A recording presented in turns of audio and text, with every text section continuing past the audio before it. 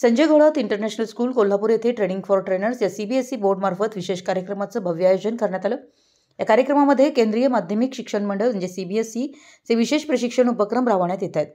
2 दिवस चालणाऱ्या या प्रशिक्षण कार्यक्रमाच्या उद्घाटन प्रसंगी डॉक्टर विवेक कायंदे, रजिस्ट्रार संजय घोडावत विद्यापीठ कोल्हापूर, बिपिन भार्गव, उपसंचालक ISTM institute of secretariat training and management, doctor Sunil Dhapte, संचालक ओमिटा कन्सल्टन्सी, राजीव गर्ग, प्राचार्य Datta Meghe, world academy Thane, miss Pallavi, section officer CBSE RO Pune, Sasmita Mohanty, venue director आणि संचालिका प्राचार्य Sanjay Ghodawat international school, Shilpa Kapoor, district training coordinator, Shri Mandar Pasarnikar, deputy district training coordinator, तसेच सीबीएसईचे नामांकित प्रशिक्षक, प्रशासकीय अधिकारी आणि विविध शाळांचे प्राचार्य उपस्थित होते।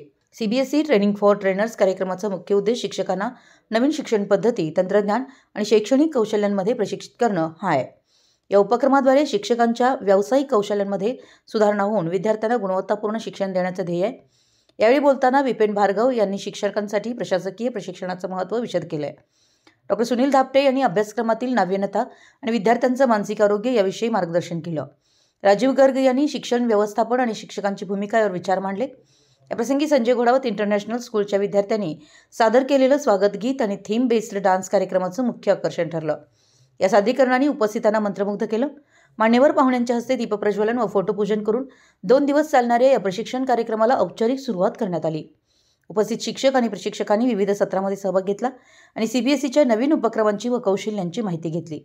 या प्रशिक्षणामुळे शिक्षकांना नवीन दृष्टिकोन प्राप्त होईल आणि विद्यार्थ्यांना शिक्षण क्षेत्रात अधिक चांगल्या सुविधा मिळतील असा विश्वास विवेक कायंदे यांनी व्यक्त केला। संजय घोडावत इंटरनॅशनल स्कूलनं या प्रशिक्षण कार्यक्रमासाठी घेतलेला पुढाकार शैक्षणिक क्षेत्रासाठी मैलाचा दगड ठरेल असं प्रतिपादन उपस्थित मान्यवरांनी केलं। मराठी न्यूजसाठी जयसिंगपूरहून संदीप अडसूळ।